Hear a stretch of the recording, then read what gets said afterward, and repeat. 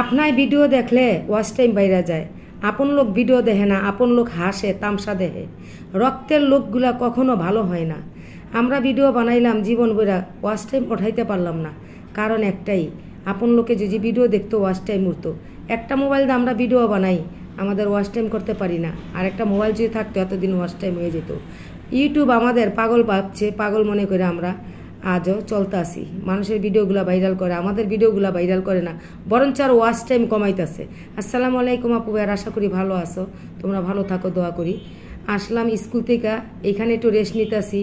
তো এইখান থেকে যামো আবার ছেলেরে নিয়ে একটা কম্বল কিনবো। কম্বল কিনা বাসায় আইসা খাওয়া দাওয়া কইরা আবার একটু মাছের ঝোল রান্না করব শাক দিয়ে, সেটা দেখাবো। পুরো ভিডিওটাই দেখো।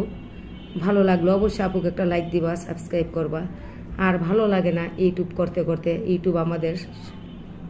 ইউটিউব থেকে মানুষ ইনকাম খাইয়া মানুষ মারাও যাইতেছে। আর এতটা বছর ধরে ইউটিউব চ্যানেল করতেছি, অথচ ইউটিউবের কি মায়া লাগে না আমাদের জন্য? ইউটিউবে কি দোষ করলাম? আজও ইউটিউবের থেকে কোনো সফলতার রাস্তা দেখি না।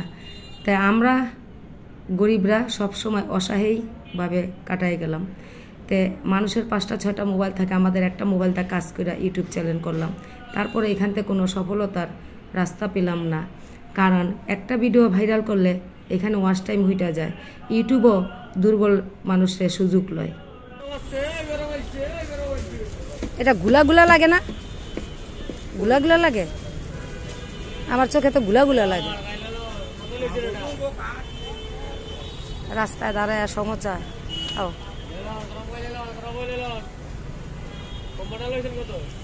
কত? 900 টাকা নিল।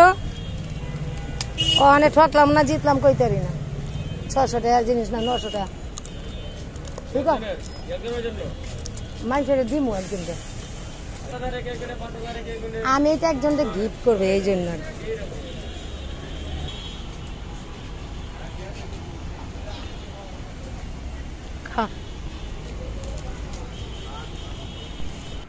সারাটা দিন থাকি রাস্তায় রাস্তায়।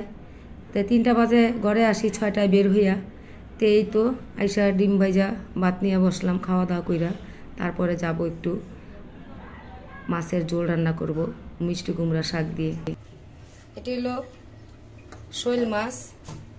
এই শৈল মাছের টুকরাটা দিয়ে সুন্দর করে একটু ঝোল রান্না করব।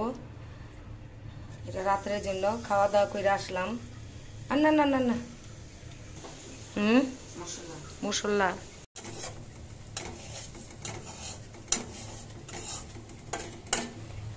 সব মশলা একসাথে দিয়ে দিছে।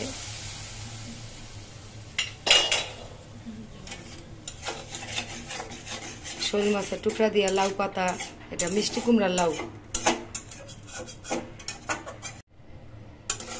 মাছ এমন হয়ে গেছে কে? এটা এইরকম হয়ে গেল কে?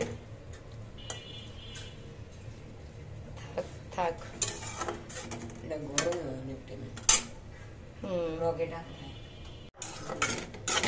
মাছটার আগে কষাই নিলাম, না কষাই নিলে আবার শৈল মাছ এটা ভাজলাম না। শৈল মাছ ভাইজা রানলে মজা লাগে না। এটা বিকালের লেগে তরকারি বসাই দিলাম খাওয়া দাওয়া কইরা।